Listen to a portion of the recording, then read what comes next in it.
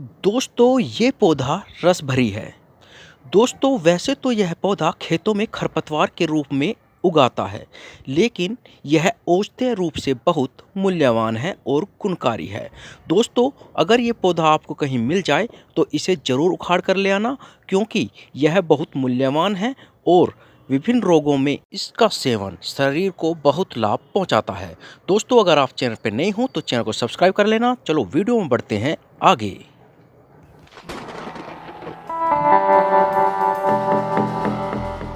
दोस्तों मेरा नाम है अरुण कश्यप और मैं आज आपको रसभरी के बारे में बताने जा रहा हूं।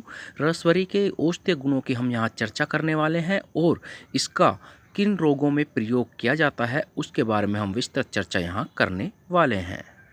दोस्तों वैसे इस पौधे का चर्चित नाम रसभरी ही है, लेकिन स्थानीय भाषा में इस पौधे के नाम भिन्न भिन्न हो सकते हैं। जैसे कहीं इसे पटपोदनी, कहीं इसे रसभरी, कहीं इसे मकोय, कहीं इसे परपोटन, कहीं इसे फपोटन, तो कहीं इसे गोल्डन बेरी के नाम से जाना जाता है। दोस्तों इंग्लिश में इसे कैप गूसबेरी कहते हैं और इसका वैज्ञानिक नाम फिजेलिस पेरुवियाना है और यह सोलानेसी परिवार से बिलोंग करता है।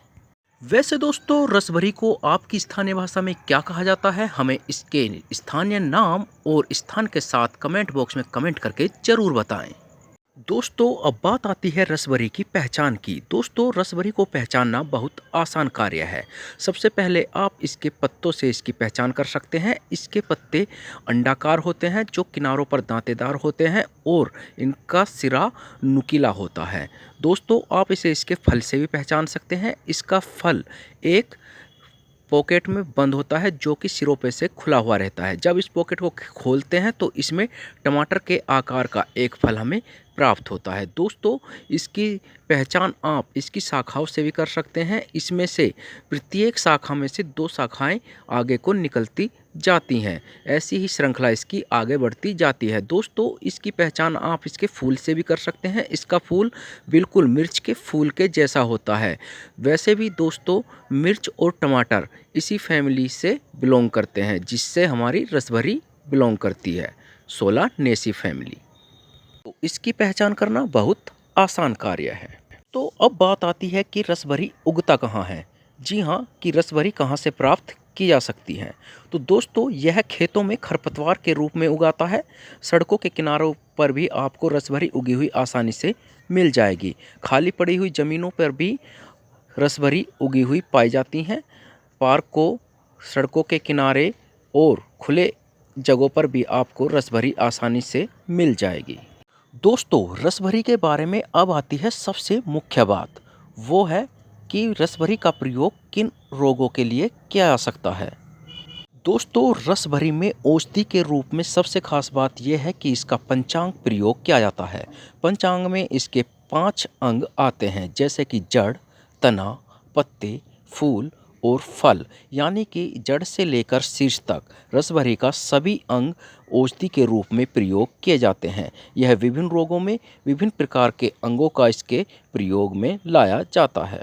दोस्तों रसभरी के अंगों का प्रयोग विभिन्न प्रकार के रोगों को दूर करने में किया जाता है, जैसे लीवर के रोग, पेट के रोग, मूत्राशय के रोग, गठिया का रोग, खांसी, जुखाम, सूजन आदि में रसभरी के पौधों का प्रयोग किया जाता है। इसके विभिन्न अंगों का प्रयोग किया जाता है। इसके फलों, पत्तियों, टहनियों, जड़ों आदि का प्रयोग किया जाता है। दोस्तों रसभरी की कोई भी चीज़ बेकार नहीं जाती है। इसका प्रत्येक अंग काम का होता है और औषधि में उसका पूरा प्रयोग किया जा सकता है। दोस्तों अगर आपके लीवर पे सूजन है तो इसका फल खाने से आपको लाभ मिल सकता है। इसके पत्तों का अर्क बनाकर भी पिया जा सकता है। अगर आपके लीवर में या पेट में किसी प्रकार की कोई दिक्कत बन रही है। दोस्तों रसभरी के पत्तों का अर्क आपको बाजार में अर्क रसभरी के नाम से भी मिल जाएगा। पेट के रोगों के लिए रसभरी के काढ़े को भी तरजीह दी जाती है। इस प्रकार हम गिलोय का काढ़ा बनाकर पीते हैं, उसी प्रकार पेट के रोगों के लिए रसभरी के पत्तों और टहनियों का काढ़ा बनाकर पिया जाता है। दोस्तों खांसी में रस भरी के सूखे फलों का प्रयोग पीसकर चूर्ण बनाकर किया जाता है या इसके पत्ते, जड़, टहनी और फलों को एक साथ सुखाकर कूटकर उनका चूर्ण बनाकर भी खांसी में प्रयोग किया जाता है, जिससे कि खांसी दूर हो जाती है। पित्त में भी रसभरी लाभकारी मानी जाती है। यह बवासीर में भी प्रयोग की जाती है। बवासीर में रसभरी का काढ़ा बनाकर पीने से लाभ मिलता है। दोस्तों, मूत्राशय के रोगों में भी रसभरी का काढ़ा प्रयोग किया जाता है। इसका अर्क भी काफ़ी लाभकारी माना जाता है।